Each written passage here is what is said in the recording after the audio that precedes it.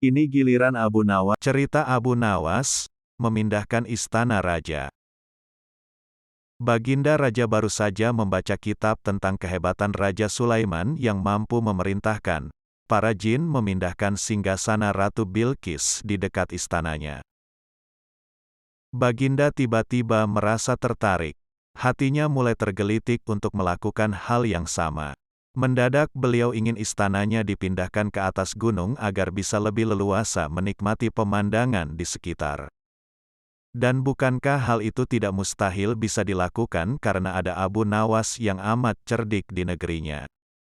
Tanpa membuang waktu, Abu Nawas segera dipanggil untuk menghadap Baginda Raja Harun al-Rasyid.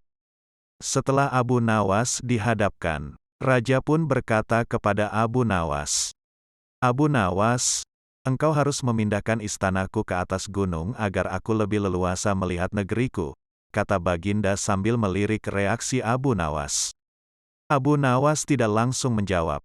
Ia berpikir sejenak hingga keningnya berkerut. Tidak mungkin menolak perintah Baginda kecuali kalau memang ingin dihukum. Akhirnya Abu Nawas terpaksa menyanggupi proyek raksasa itu. Ada satu lagi, permintaan dari Baginda, pekerjaan itu harus diselesaikan hanya dalam waktu sebulan. Abu Nawas pulang dengan hati masgul.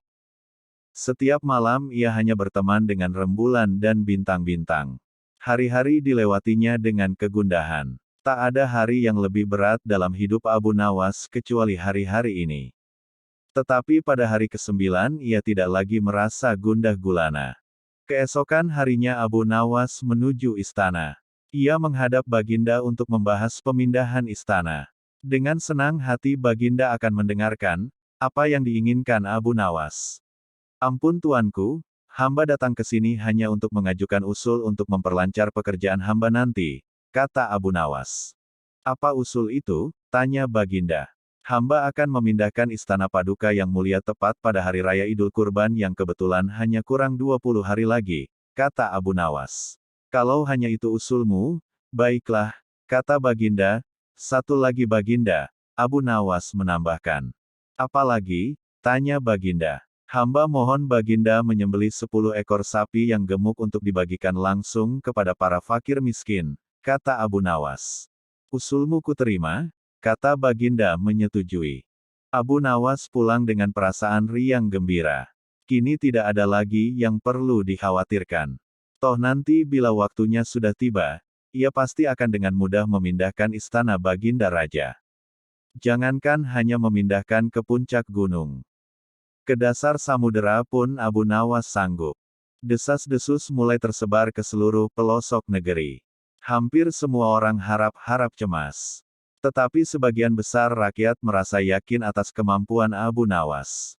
Karena selama ini Abu Nawas belum pernah gagal melaksanakan tugas-tugas aneh yang dibebankan di atas pundaknya. Namun ada beberapa orang yang meragukan keberhasilan Abu Nawas kali ini. Saat-saat yang dinanti-nantikan tiba. Rakyat berbondong-bondong menuju lapangan untuk melakukan salat Hari Raya Idul Adha. Dan seusai salat, 10 sapi sumbangan Baginda Raja disembelih lalu dimasak kemudian segera dibagikan kepada fakir miskin. Kini giliran Abu Nawas yang harus melaksanakan tugas berat itu. Abu Nawas berjalan menuju istana diikuti oleh rakyat. Sesampai di depan istana Abu Nawas bertanya kepada Baginda Raja. "Ampun tuanku yang mulia, apakah istana sudah tidak ada orangnya lagi?" tanya Abu Nawas. "Tidak ada," jawab Baginda Raja singkat. Kemudian Abu Nawas berjalan beberapa langkah mendekati istana. Ia berdiri sambil memandangi istana. Abu Nawas berdiri mematung seolah-olah ada yang ditunggu. Benar, Baginda Raja akhirnya tidak sabar. "Abu Nawas, mengapa engkau belum juga mengangkat istanaku?" tanya Baginda Raja. "Hamba sudah siap sejak tadi Baginda," kata Abu Nawas. "Apa maksudmu engkau sudah siap sejak tadi? Kalau engkau sudah siap, lalu apa yang engkau tunggu?" tanya Baginda masih diliputi perasaan heran. "Hamba menunggu istana Paduka yang mulia diangkat oleh seluruh rakyat yang hadir untuk diletakkan di atas pundak hamba. Setelah itu hamba tentu akan memindahkan istana Paduka yang mulia ke atas gunung sesuai dengan perintah Paduka," kata Abu Nawas. Hahaha, Baginda Raja Harun al-Rasyid tertawa sekaligus terpana. Beliau tidak menyangka Abu Nawas masih bisa terhindar dari hukumannya.